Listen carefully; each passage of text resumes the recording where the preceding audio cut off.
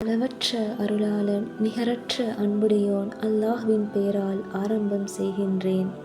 போலிகளை அழகென அடையாளப்படுத்தும் இவ்வுலகில் பேரழகு மார்க்கம் சொன்னது கண்ணியமான ஆடை எது என்று.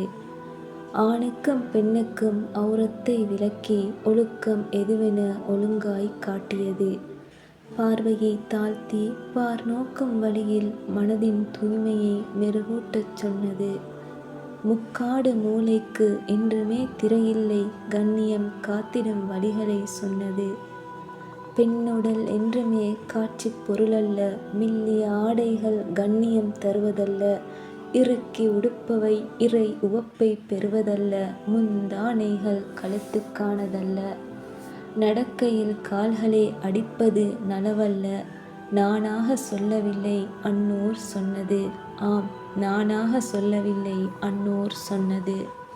மானம் காக்கவே ஆடையும் அலங்காரமும் இறையச்சம் மதிலே அதிசிறந்த ஆடை.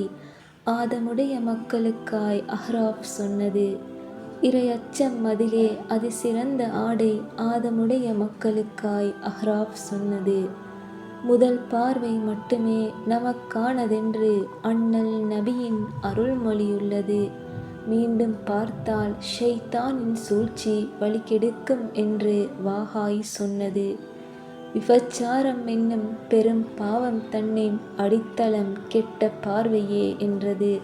ஒட்டகத் திமில் போல் முடி அலங்காரம் ஜன்னாவை தடுக்கும் திரையென சொன்னது. அஜ்னபி மஹ்ரமி அவசியம் என்பதை ஆணுக்கும் பெண்ணுக்கும் இணைத்தே சொன்னது. தொலைபேசி தன்னிலும் பேணுதல் அவசியம் மார்க்கம் தெளிவாய் வரைமுறை சொன்னது. இருவரின் தனிமை இனிமையல்ல, ஷைத்தானை அழைக்கும் வரவேற்பு என்றது. நரகின் கொடூரம் கண்முன் வந்தால் பக்குவம் தானாக துளிர்விடும் என்றது. ஆண்மைக்கு அழகு கம்பீரம் என்றது. அதனிலும் அழகு பார்வையில் கண்ணியம். இயல்புகள் அறிந்து இறைவேதம் சொன்னது.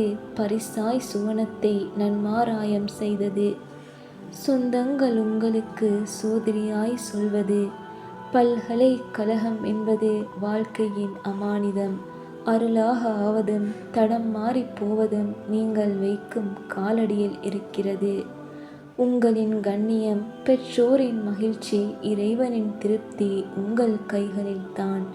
ஆம், உங்களின் கண்ணியம் பெற்றோரின் மகிழ்ச்சி இறைவனின் திருப்தி உங்கள் கைகளிலே தான்.